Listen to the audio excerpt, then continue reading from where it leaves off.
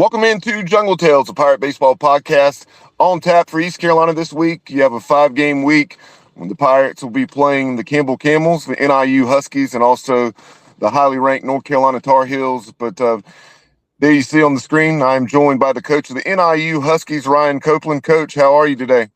I'm doing great. How about yourself?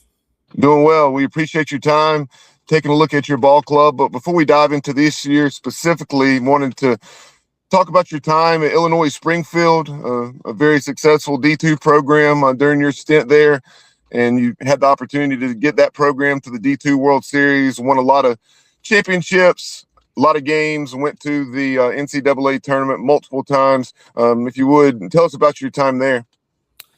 It was my first full-time job out of playing after getting released by the Cardinals. And the very first year was 2016. I was making $18,000 a year. I was ecstatic about it and was kind of on the ground floor trying to build that thing up from the ground. And spent 4 years as the pitching coach, recruiting coordinator, and then took over as head coach prior to the 2020 season, that COVID year. So did a lot of great things there. Ended up being there for 8 total years. And if you had told me that going into it that first year, I would have spent 8 years in Springfield. I probably would have told you you're crazy, but I had a blast there, won a bunch of games, really got to get my foot in the door as a young coach coming out of my playing career, and led me to the opportunity that I currently have. So really enjoyed my time there, and very thankful that I got to be around such a great place.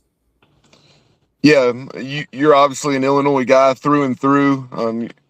I believe your childhood was spent there as well, correct? Yep, grew up just outside Chicago in Des Plaines. So with that being the case, and then like you mentioned, you played at Illinois State and then were drafted by the Cardinals, and then nearly a decade there at Illinois Springfield. Tell us about that decision to move on to the Division I ranks with the NIU Huskies in the Mid-American Conference.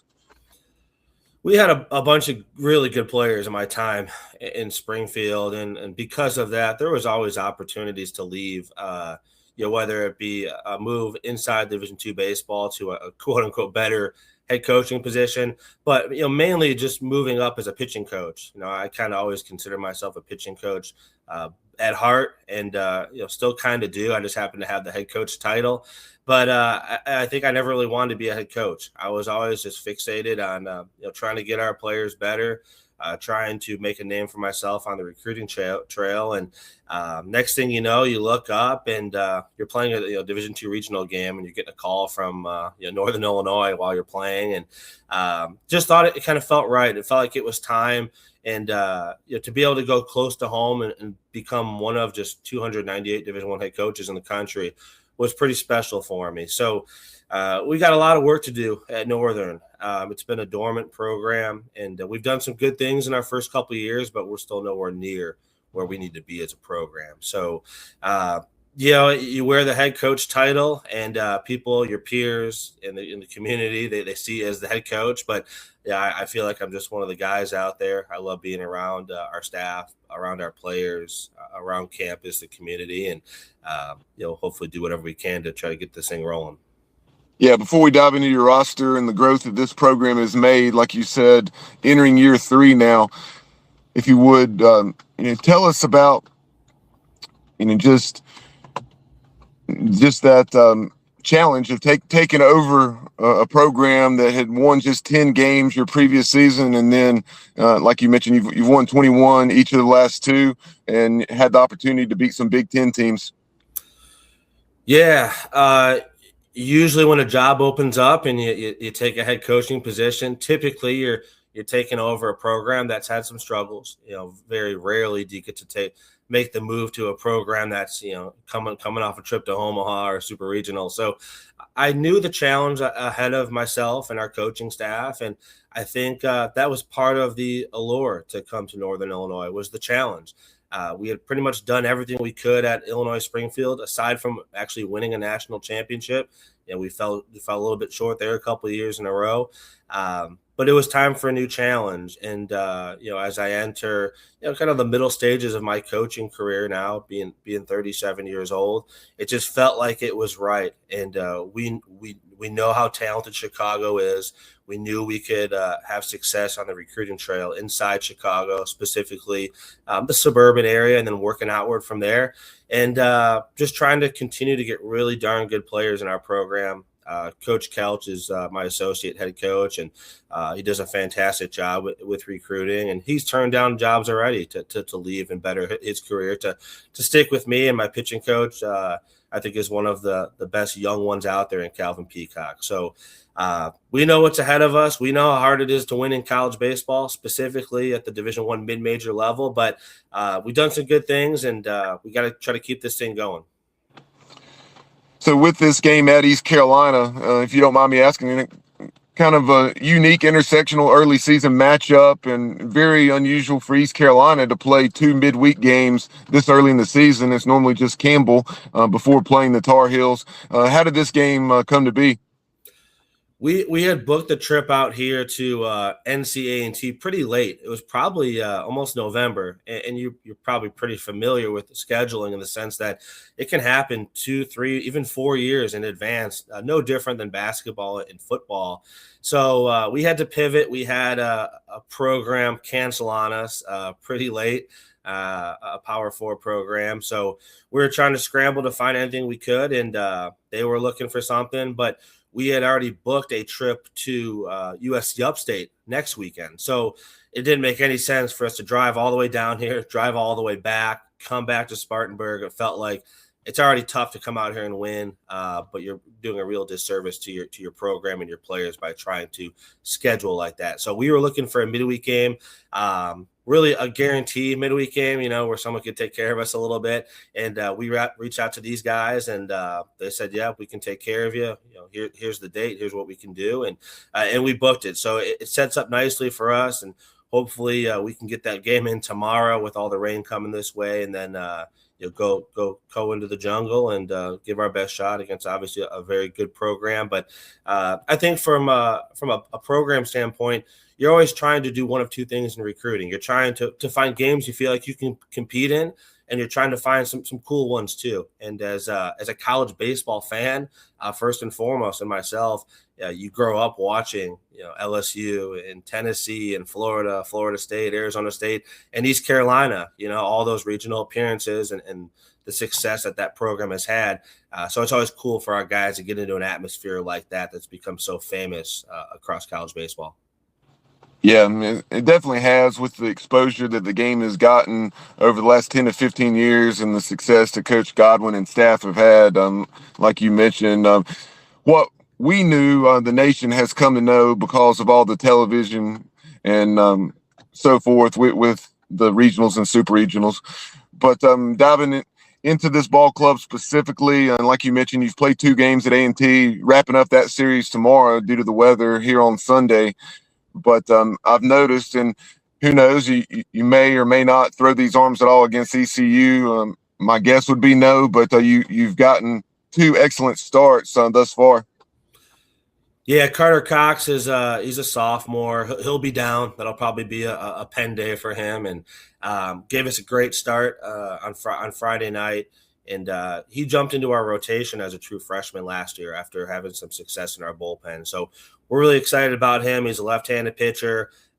He's got some deceptiveness to him. I can really pitch. It's 88, 90. Maybe a tick better at times. And then Danny Sahaki was really good yesterday. Fought through some tough situations there. Didn't have very great stuff, but gave us 5 innings, allowed 1 run, and as good as our bullpen was on Friday night, it wasn't very good yesterday. And we entered the 6th inning with a 3-1 lead. And if you want to take the next step as a program, you got to find some guys in the bullpen that can shut the door. And we let one get away from us. And the frustrating thing is you have a 3-1 lead, and of course it sucks to lose that game, but you say to yourself, it's just supposed to be a 4-3 loss, a 5-3 loss, right? Give our offense a chance there in the 8th and 9th inning. And we didn't do that. So pretty disappointing. And taking the day off today and hopefully bounce back and get a series win tomorrow before coming to Greenville. Outside of those guys that you just mentioned that have thrown well the first two games of the season, who are some of your other top arms, and whatever you're willing to disclose about your pitching staff going into Wednesday's matchup? Yeah, we'll roll out Max Face Villa tomorrow, so it's another weekend starter that won't throw against East Carolina. Probably TBD on the starting pitcher. It kind of depends on what happens tomorrow. Trying to win that weekend series. We'll probably roll out a handful of arms. I'd imagine we'll get 7, 8, 9 guys in there. Not necessarily bullpen it, but spot start and then try to play some matchups as best as we can. And we've tried to do that in the series that we're in, and A&T has about 6 switch hitters in their lineup. So, playing the matchups has been a little tough. But yeah, I think we have a couple pieces in the bullpen that we like, we feel good about. Nick Bassey had a tough one yesterday, but he's on the back end for us. He's very talented. He's probably one of our better arm talent guys. Matt Tarr's got really good stuff. He's a Purdue transfer. He threw the ball well yesterday. Gavin Micklinghoff is in year 2 with us after being the ERA leader in Division I JUCO baseball a couple years ago. Tough last year, but he was really good on Friday night in relief. So, yeah, we're going to need those guys to step up. I think anybody in Division I college baseball will tell you the bullpen is really the key to success and what can really hold you back. It's even more challenging as a mid-major, trying to find enough arm talent out there to get better as the game goes on and not get worse. Shifting over and taking a look at your team offensively, I noticed as we were discussing pre-show before we started recording, and that is your catcher, Ivan Dahlberg, and then also your designated hitter, at least in one of those games, was Vinny Spadafora, and they appear to have been swinging the bat well.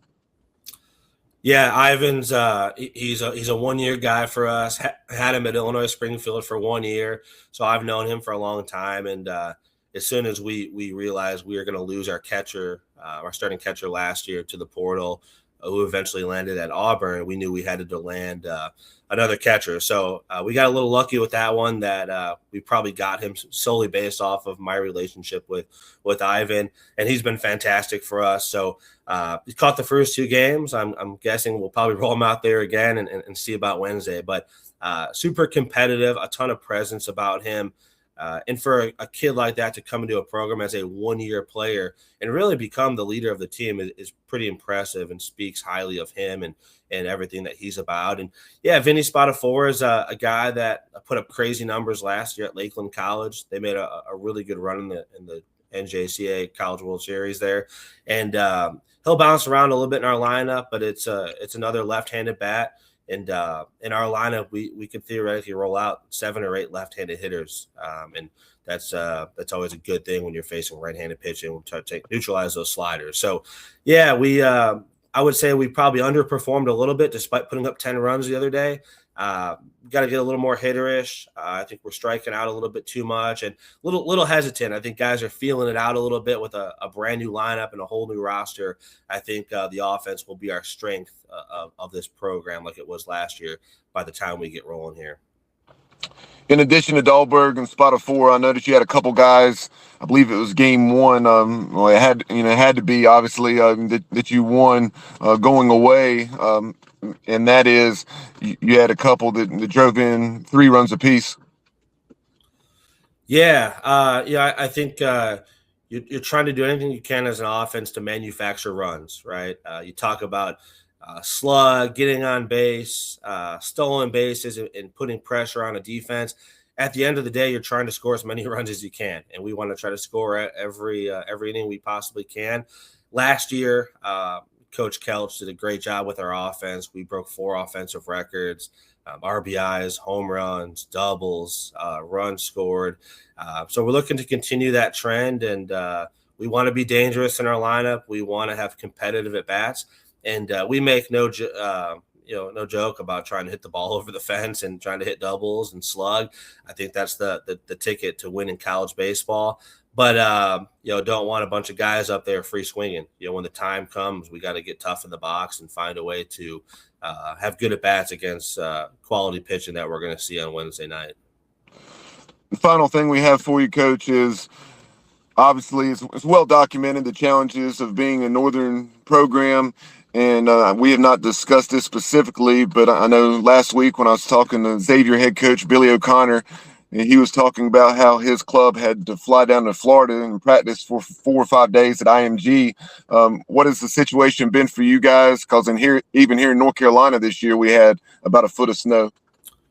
I look outside my hotel room window and I still see a snow pile out there. So, yeah, I know you guys got hammered down here, which is very uncommon for this time of the year at all. We had a pretty brutally cold winter, and of course, we come down to North Carolina to try to avoid it, and it's in the 50s and 60s down there right now. It just never fails. So, we're fortunate to have a beautiful indoor.